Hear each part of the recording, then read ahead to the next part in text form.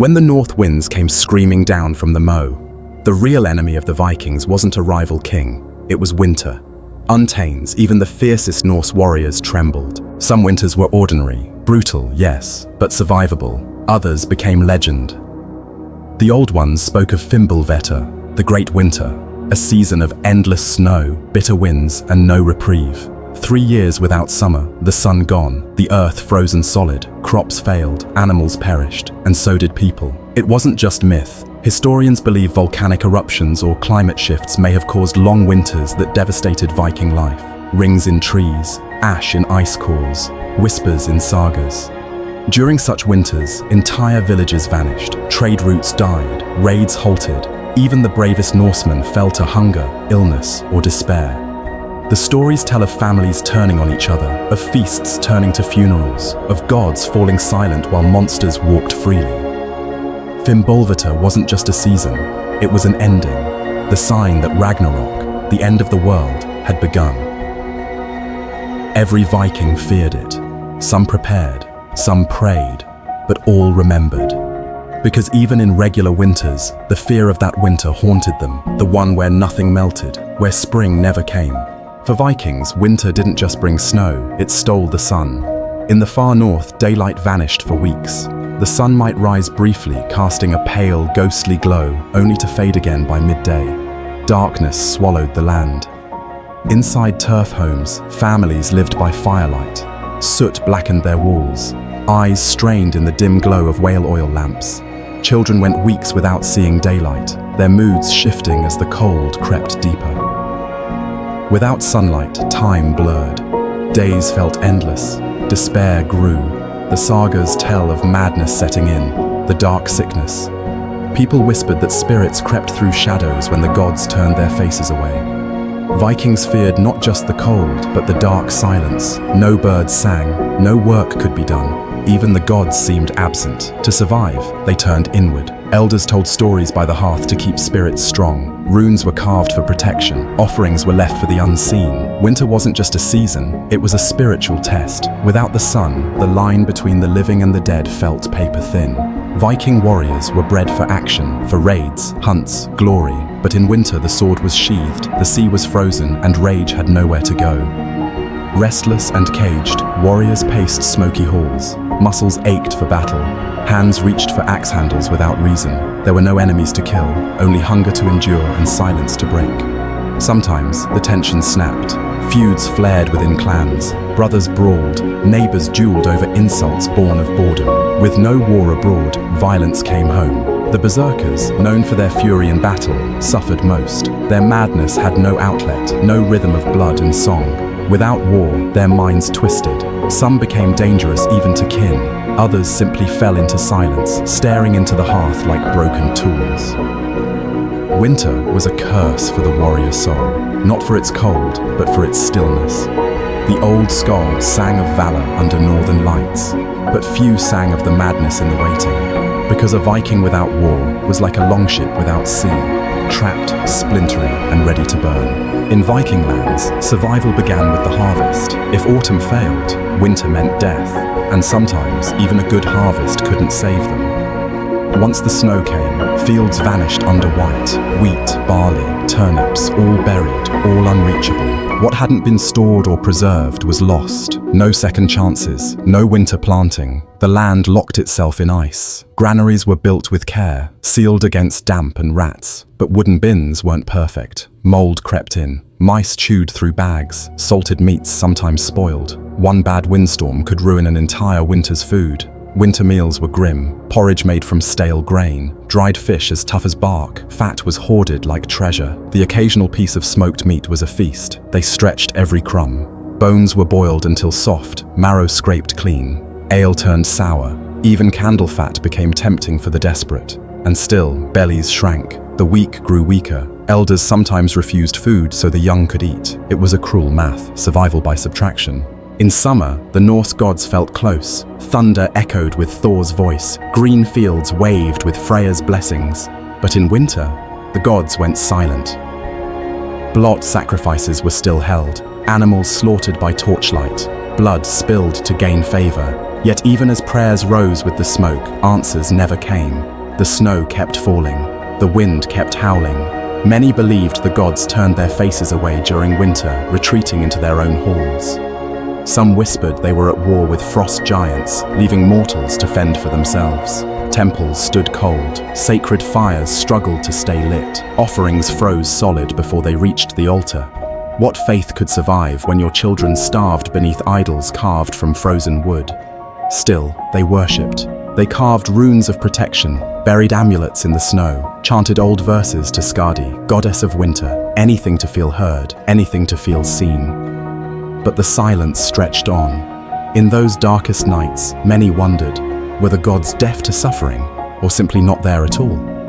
In the end, winter tested more than bodies. It tested belief. In Viking winter, wounds didn't heal, they worsened. Infection thrived in darkness. Cuts froze shut, then reopened with rot. Fevers raged under thick blankets, and there were no herbs left to help. The healers, often women skilled in folk medicine, had little to work with. Summer's herbs were long gone, dried into brittle powder or turned to dust. Boiled moss and animal fat were the last resort. Pain relief was scarce. Mead dulled the senses, but it didn't kill pain. Bones set badly in the dark often stayed crooked forever. Broken fingers, shattered ribs, frostbitten toes, all left untreated unless luck or gods intervened. Even childbirth turned deadly. The cold made births harder. Newborns gasped in frigid air, and mothers bled on frozen floors. If a midwife couldn't reach them through snow, the outcome was often a silent hut. Vikings believed in fate, in threads spun by the Norns, but winter tugged at those threads violently. A simple scratch could become a death sentence. An infected tooth might kill faster than a blade. In the north, medicine wasn't a battle against illness. It was a slow surrender to the cold. Chapter 23, What the Cold Left Behind. When spring finally came, it didn't feel like victory. The snow melted, but the scars remained. Fields lay flattened. Graves were dug at last. The frozen dead laid to rest. Children who'd cried through the dark months now played, thinner, quieter. The smoke cleared, but so did the silence, revealing what had been lost. Some homes stayed shuttered. Some fires never relit. Neighbors noticed fewer voices at gatherings. The names of the missing hung in the air, unspoken but deeply felt. Survivors cleaned blood from walls, repaired roofs broken by snow, rebuilt fences, dug earth too long frozen, and yet the fear remained, because every Viking knew winter would return. They didn't speak of it as cruelty, they spoke of it as a test, one passed with grit, silence, and scars. The sagas remember the glories of summer, of ships, raids, and kings, but the true battles were fought at home, against wind and hunger, silence and sorrow. And those who lived to tell the tale, they didn't speak of conquest. Winter changed the wild and made it bold. In the dead of snow, wolves crept ever closer to Viking farms. Starving, desperate, and silent, they prowled the edges of settlements like shadows with teeth. Normally elusive, wolves in winter became daring. They snatched goats in the night, dragged away dogs, and even stalked humans. Viking children were warned not to stray far, even to the latrine. A single misstep could end in blood. Tracks in the snow told grim tales. Sometimes they circled the barn. Sometimes they vanished near a frozen fence post with no return prints. To fight them was risky. Arrows were scarce and blades froze to fingers. A hunting party might not return. And each night, their howls echoed across the valley, long and hungry. The Norse believed wolves were more than animals. They were omens, symbols of chaos, harbingers of Ragnarok. Fenrir's children, growing bolder as the world grew colder. So doors were barred, spears kept close, and fires burned bright, not just for warmth, but to ward off the eyes that gleamed in the dark. In the warmer months, the Vikings felt their gods everywhere, in the crack of thunder, the rush of rivers, the bounty of harvest. But in winter, the gods fell eerily silent. Temples stood quiet under snow. Sacred groves were buried. Altars were iced over, their offerings frozen before they could rot. Fires at shrines barely flickered against the storm. Families still held blots, sacrifices of livestock and mead to ask for mercy. Blood was spilled in the snow. Chants rose into the darkness, but nothing changed. No warmth came, no vision, no omen, only silence. The old believed winter belonged to the Jotnar, Frost giants, creatures even the gods feared. Maybe the gods were battling them in their own realms. Maybe they'd simply abandoned Midgard for the season. But for those huddled in the cold, it felt like divine absence. Still, they clung to rituals. They whispered to Skadi, goddess of the hunt. They begged Freya for returning sun. They carved protective runes into doorposts, hoping someone, or something, was listening. Because if even the gods had turned away. In Viking lands, a snowstorm wasn't just weather, it was a wall. Once the winds began to howl and the flakes came thick as ash, the world outside vanished. Paths disappeared, landmarks were buried, the sea became an invisible death trap. What had been a simple trail one day could lead straight into oblivion the next. Families boarded themselves inside. Doors were sealed with straw and cloth to keep the wind from howling through every crack. Windows were covered, light came only from fire, flickering low and anxious. For those caught outside, hope faded fast. Travelers froze standing up. Shepherds buried in drifts were found months later, their hands still gripping useless sticks. Even the strongest warriors feared being stranded in whiteout. Inside, supplies dwindled, firewood burned quickly, food had to be rationed with care. Every cough echoed louder, every sigh heavier. Tensions rose. Cabin fever was not just a phrase, it was a real, creeping madness. The storm didn't just trap the body, it cornered the mind. In Viking sagas, they spoke of gods battling frost giants. But for most, the enemy wasn't mythical. It was the storm hammering at their door. The cold wasn't just outside, it crept into Viking blood. Winter pierced their bones and made breathing painful. The air itself could freeze a man's beard in minutes. Fingers stiffened, toes turned black. Frostbite was a slow, silent thief. Vikings didn't have wool-lined boots or thermal coats. Their fur cloaks soaked through with snow, then froze solid. Leather stiffened like bark. Even inside, warmth was fleeting. The hearth's glow warmed faces, but backs stayed numb. The elderly were the first to go. Babies too. Cold seeped into cradles and carried away breath before morning. Every winter took someone, but the Norse learned to endure. They packed moss into their shoes and layered wool under hide. They slept huddled together, whole families sharing one bed for warmth. Body heat was survival. Still, accidents were deadly. A man chopping wood too far from the hearth might not return. A child wandering into snowdrifts could vanish forever. Their sagas rarely speak of this quiet, creeping killer. Yet every warrior bore scars from it, cracked skin, missing toes, lifelong aches. The cold didn't just test the body, it tried the soul, and only the hardest would live to see spring. As winter dragged on, hope became dangerous. Spring meant survival, but only if you lasted long enough to see it, and not everyone did. By late winter, stores were nearly gone. People grew thin, pale, quiet. The last scraps of dried fish, the final sips of ale, the crumbs at the bottom of the grain bin, these became lifelines. But spring was not kind. The thaw brought mud, flooding, and sickness. Melted snow revealed hidden horrors, frozen bodies, rotted meat, broken tools, animals that had starved in silence beneath the drifts. And yet, they dreamed of it. Mothers whispered to children about green grass and lambs. Farmers stared at their frozen fields, imagining wheat. Warriors flexed numb fingers, aching to feel sun on steel again. Still, the fear lingered. Would there be enough seed to plant, enough hands to sow? Would the cattle survive the mud season? Would war come before recovery? Spring was not salvation, it was the next battle. In Viking lands, hope returned with the sun, but it came limping, not running. And even as the first bird sang again, the memory of winter clung to every soul. Outside, snow piled high. Inside, tempers flared. In a Viking home during winter, space was tight, smoke was thick, and escape was impossible. A typical longhouse might hold a family, servants, livestock, and sometimes even neighbors seeking shelter. Privacy didn't exist. Every cough, every argument, every silence echoed off timbered walls.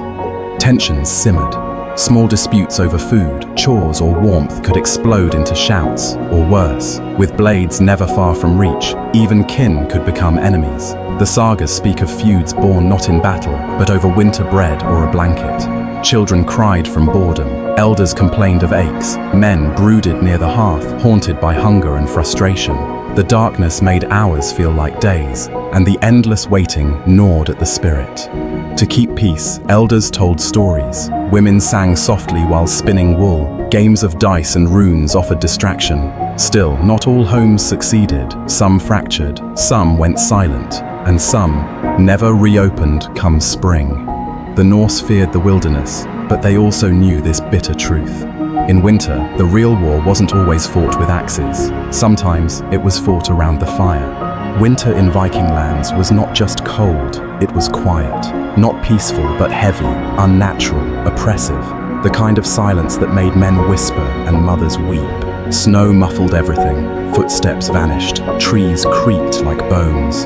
The usual hum of life, birds, rivers, wind in the grass, was gone. In its place was a stillness so deep it felt like the world itself was holding its breath. Inside homes, that silence pressed harder. After days of hunger and darkness, words felt useless. Families spoke less, tempers flared. The walls, low and smoky, seemed to close in. Some stared at the fire for hours, unblinking. Isolation wore down the mind.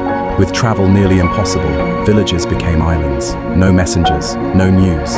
If someone died, their name might not be known beyond their door until the thaw. The Vikings told stories of Draugr, restless spirits trapped by unfinished business. But sometimes, the dead weren't the only ones who wandered in winter.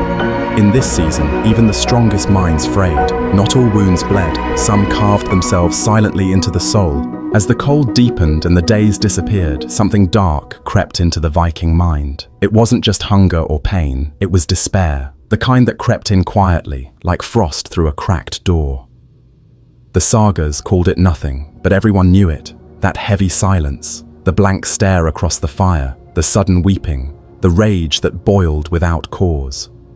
In the depths of winter, men who had fought and killed in battle now sat hollow, broken by endless darkness. Women sang less, children asked fewer questions. Even laughter felt dangerous, as if it might shatter something fragile inside. Some called it a sickness of the soul. Others believed it was a spirit, riding the night winds, slipping into homes through the chimney, pressing its cold fingers on hearts.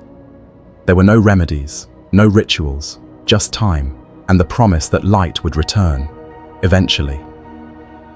Until then, the Vikings endured. They clung to stories, to each other, to the smallest embers of hope. Because in those months of endless night, the enemy wasn't always outside. Sometimes, the worst part of winter was what it woke inside you. Chapter 17, Firewood and Fury. Firewood was life. Without it, the hearth died, and with it, everyone inside. In the Viking winter, wood wasn't just a resource, it was a lifeline. Gathering it wasn't easy. The best trees had to be felled in autumn, chopped, dried, and stored carefully under shelter. Wet wood smoked too much, rotten wood sparked and vanished, and not all families had enough hands to cut what they needed before the snow fell. By midwinter, piles shrank dangerously low. Arguments broke out over stolen logs. Fights erupted between neighbors. Accusations flew like sparks. In the harshest winters, raids weren't for gold, they were for fuel. Some burned their furniture, some broke up fences. In desperate moments, wooden tools and even parts of longships were fed to the fire. Children were sent to search for fallen branches, anything dry enough to burn. Wolves watched them from the tree line. A snapped twig might mean life or death. The fire demanded a constant offering, and when there was nothing left to give, it faded, slowly, pitifully, into ash. Forget raiding, forget longships. The real enemy of the Vikings wasn't a rival king, it was winter. When the north winds came screaming down from the mountains, even the fiercest Norse warriors trembled. Crops froze, cattle died, and the seas, once alive with sails and trade, froze into silence. In the dark months, food stores vanished fast. Mead soured, bread molded, root cellars, if built well, held back death for only a few weeks. Then came the hunger. Children cried through long, dark nights as wolves howled from the tree line. Fires burned low, oil lamps flickered, and still, the snow kept falling. But the Vikings endured. They built turf homes for insulation, wrapped themselves in soaked and frozen cloaks, shared what little they had. They turned to gods like Skadi and Ulla, praying for strength and survival. Winter shaped everything, from their myths to their cruelty. Because when you've survived months of darkness, starvation, and frozen death, fear becomes something you leave behind. This is not the Viking saga you know. This is what winter really meant in the north, and it's only just beginning. In Viking winter, even death became difficult. When the ground froze solid, it refused the shovel. Graves could not be dug. The earth itself turned against them. The dead had to wait. Bodies were wrapped in cloaks, placed in barns or dugouts, sometimes left in huts meant for storage. The cold preserved them, but the living still had to share space with the silent. For weeks, sometimes months, families lived beside their dead. It was said the soul could not rest until buried properly. Elders whispered warnings. A spirit left too long might rise as a drauga, a vengeful corpse, jealous of the living warmth around it. To prevent this, iron scissors were placed on corpses' chests. Nails were driven into their feet. Runes were carved, spells spoken, all to keep death where it belonged. The stink of rot was rare, but the dread was worse. Children asked when the dead would leave. Adults had no answer. They waited for spring, for the thaw, for the grave to open again. Winter didn't just stall life, it paused debt. Viking children were born into frost. Their lullabies were sung beside smoky hearths, their toys carved from wood by hands chapped and bleeding. Winter wasn't something they feared, it was something they learned to survive from their first breath. Infants were swaddled in fur and laid beside the fire, but warmth was never guaranteed. A baby too far from the coals might never wake. Mothers watched through the night, not for monsters, but for silence. Older children fetched firewood with frostbitten fingers. They helped gather snow for melting, fed livestock, and stirred thin porridge with trembling hands. Play was rare, chores were constant. Sickness came easy. Coughs echoed through low-ceilinged huts. No medicine, no sunlight, just prayers and the hope of stronger blood. A single fever could take a sibling before morning. Yet winter made them fierce. Boys carved bone knives before they could read. Girls learned to spin wool and slaughter hens. Childhood was short, lessons were hard. And when spring came, not all children stepped into the sun. Those who did. The Viking world lived and breathed by the sea, but in winter, that sea froze into silence. Harbors iced over, fjords became traps of slush and shards. Oars cracked against the frost. Even the mightiest longships sat useless, their hulls buried in snow, their sails packed away like forgotten dreams. Fishing, a daily lifeline, halted. Nets froze stiff, boats couldn't launch, ice sheets dragged along the shore, cutting into wood and flesh alike. A missed step near the water could send a man under the ice, gone before a scream left his throat.